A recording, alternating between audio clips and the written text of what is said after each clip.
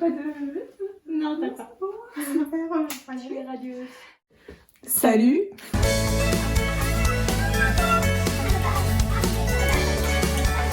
La retour, baby.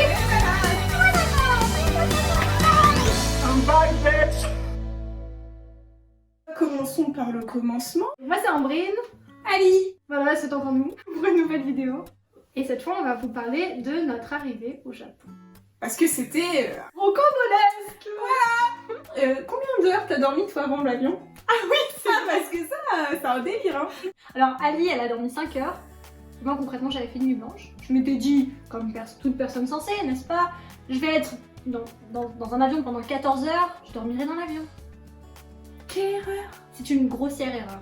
Après, pour nous, quoi. T'as l'excitation aussi. Ouais, parce voilà. On dort mal avant un départ. On partait pour 6 mois en fait. It's Ouais. huge. Perso, je suis pas partie beaucoup en fait dans ma vie. Je suis partie en Angleterre, bah, vous savez, des périodes d'une semaine avec le lycée, tout ça.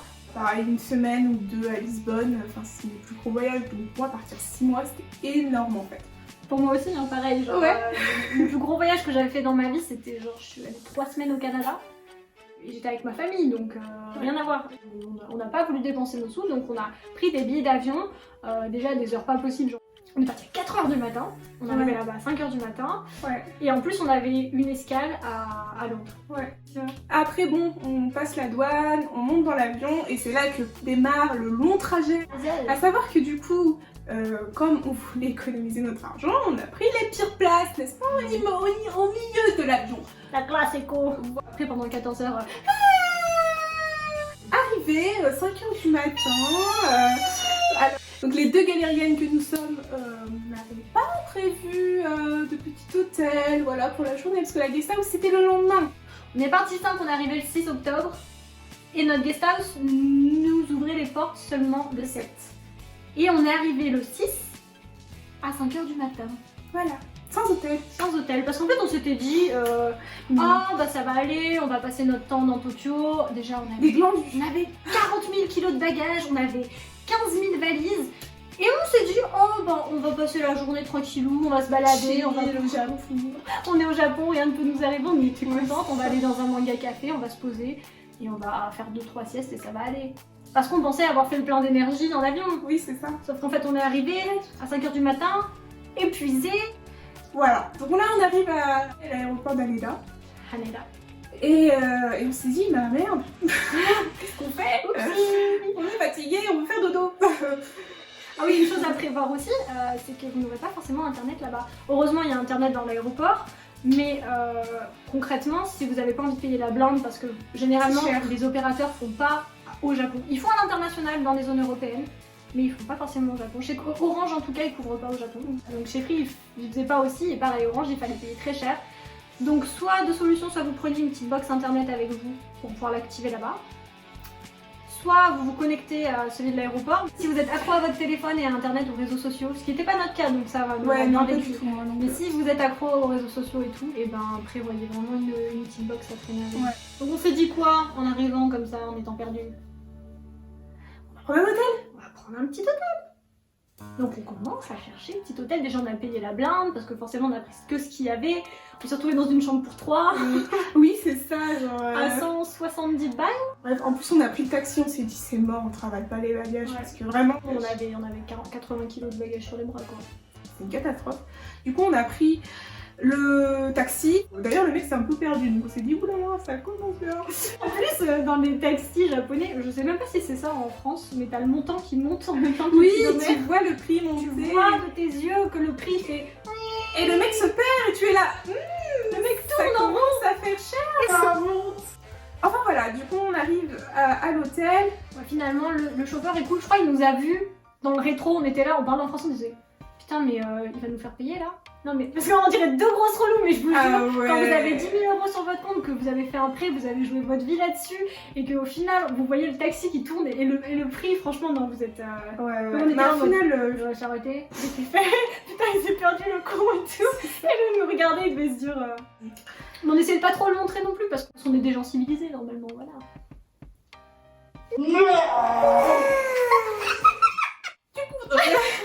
on arrive à l'hôtel, 7h du matin. Personne. Il y avait On personne. avait des bagages comme ça. En plus, c'est un tout petit hôtel Ouais. et tout. Enfin, vous savez, Tokyo, c'est assez étroit. Du coup, c'est pas les grands halls d'hôtel comme on peut connaître ou quoi. Ce qui s'est passé, c'est que quand on a vu personne et qu'on voyait 2-3 personnes passer, genre les clients, ils nous regardaient en mode. Je sais pas dans quel quartier on était, mais je pense pas un quartier hyper touristique. On détonnait avec le paysage, quoi. Comme on se connaissait pas énormément, on voulait pas craquer devant l'autre, en fait. C'est ça, ça nous a un peu sauvé, ça, je pense. C'est-à-dire qu'on laissait échapper là, comme ça. Et on était en mode. C'est vrai, ça va bien se passer, ça ne craque pas devant elle. Bah, surtout pour Alice, parce que moi j'ai quand même un petit peu craqué. Du coup. Avec ta maman, ouais. Mais moi j'ai craqué plus tard. Ouais. Attends, bien. Et bah, on voit sur le papier au final que l'accueil de l'hôtel n'ouvre qu'à 8h30. Donc on avait à peu près 1h30 à attendre. On s'est dit, bon, bah, on va passer le temps, on attend. Puis finalement, la dame est arrivée plus tôt. Elle arrivait, elle nous a dit oui, bah votre chambre elle sera disponible à 14h. Il était 7h du matin, enfin un peu plus maintenant, 8h30. Pardon, donc il faut errer 6h dans les rues, comme ça, maman. Mais heureusement, ils nous ont gardé les bagages, ils étaient sympas.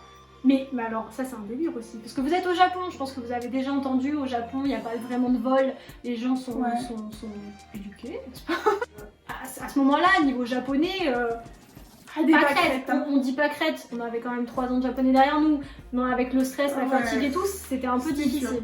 Un peu d'anglais, un peu de japonais, tu mélanges tout ça. Elle a pris une valise, moi j'avais mon ordinateur portable en plus dans un sac posé sur ma valise. Elle a dit oui, on vous garde les valises et tout. Elle a mis un filet, hop là.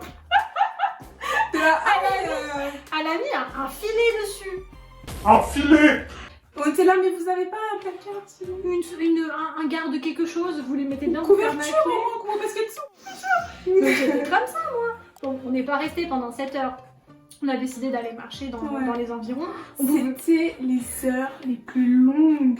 En plus, on pouvait pas aller trop loin parce que... On voulait pas se perdre. On a tourné un peu et puis on est tombé sur un super joli parc, tout petit mais tout mignon. Du coup on s'est assis là parce que en plus il faisait chaud ce jour-là. Oui, parce que les températures au Japon, automne, là on est parti octobre, en automne il fait encore très chaud. Ouais, hein, c'était vraiment l'été encore en fait. Et du coup on s'est assis. Moi j'étais jaune, pour vous dire, tellement j'étais fatiguée. J'ai des cernes toujours. Mes cernes étaient violettes et mon teint était jaune. Et Ambrine elle était blanche, comme un cul. Ouais.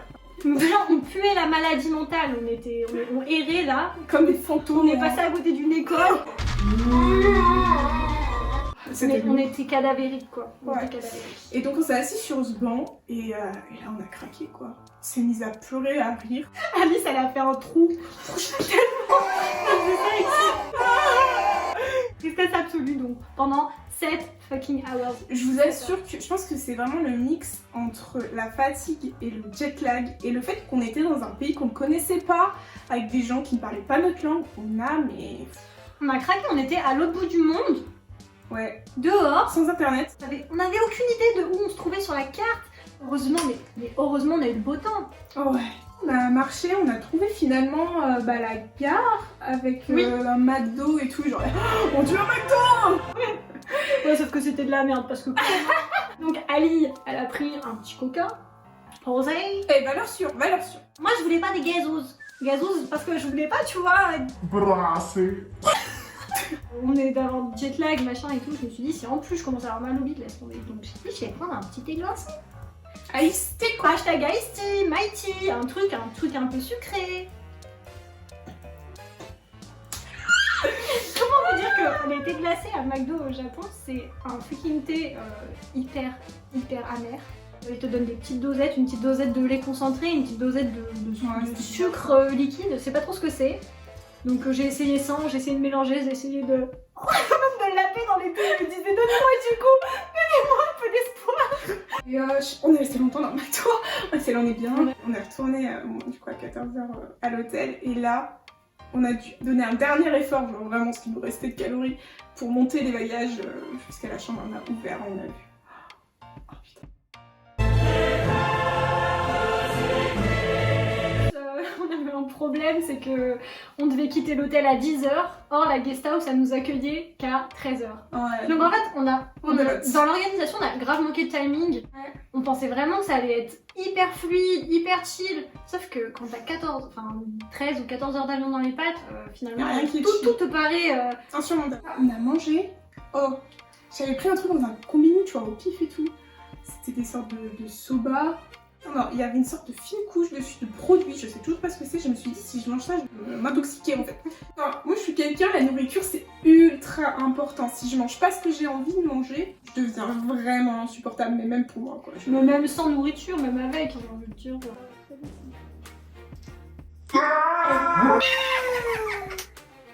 Donc voilà, on quitte l'hôtel. Alors on s'était dit on n'a pas internet donc on peut pas utiliser Google Maps. Ouais. Donc on va l'utiliser dans l'hôtel pendant qu'on a internet, on va screener les cartes et puis on va... Mais déjà on est des bouffonnes parce qu'on voulait pas prendre un taxi alors qu'on aurait pu prendre un taxi. Ouais, c'est cher le taxi à Tokyo Ouais, les gars. Si vous pouvez faire autrement, faites. Après, c'est un vrai confort, donc si vous avez 50 kg de bagages, prévoyez le budget. Ouais, c'est ça en fait. Si on a un conseil à vous donner là-dessus, c'est prévoyez votre budget taxi. Vos budgets. Si, au moins, disons, au moins pour de l'aéroport Jusqu'à votre domicile et pareil de votre domicile jusqu'à l'aéroport quand vous partez. Après, c'est possible de tout faire en transport, hein. Il y en a qui le font. Donc en gros, on avait notre itinéraire pour aller de l'hôtel jusqu'à la guest house. On en avait pour 38 minutes hein, sur le papier. Comment vous dire qu'on a mis 3 heures. Donc voilà, avec les valises comme ça. En plus, moi j'avais une valise, elle déconnait. On est devenu MacGyver. Valérie Lamido. Plus au Japon. Ce qui est super pour eux. Hein. Ils ont des marquages au sol pour les aveugles.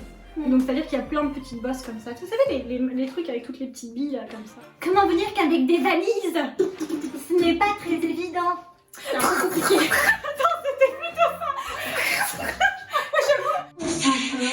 Ouais. C'est pour ça prenez le taxi, Bon, on regrette pas de l'avoir fait On parce regrette que pas, ça reste une expérience incroyable. c'était marrant, on a quand même pas mal rigolé sur le trajet. On est arrivé là sur notre dernière ligne droite vers la guest house où il y avait une montée, on n'en pouvait plus, on traînait des trucs, les valises qui partaient dans tous les sens. Et là d'un coup. Ouais, Lara, merci Merci, pour Lara. cette vidéo. Vraiment, elle nous a guidés jusqu'à la guest, elle nous a ouvert la porte, elle nous a dit installez-vous à l'intérieur les filles machin. Super sympa. Heureusement qu'elle nous a ouvert la porte parce que le gérant il nous a dit après. Qui vous a ouvert la porte? Normalement, on n'ouvre pas aux inconnus. Non mais frère, on en a marre d'attendre dehors nous. Du coup, on était arrivé à la guest house, on était enfin chez nous et c'était le début d'une belle aventure. On vous en parlera dans la prochaine vidéo. Stay tuned, mec. Abonnez-vous. Non, on est parfaitement stable psychologiquement. M'intéresse pas, d'accord?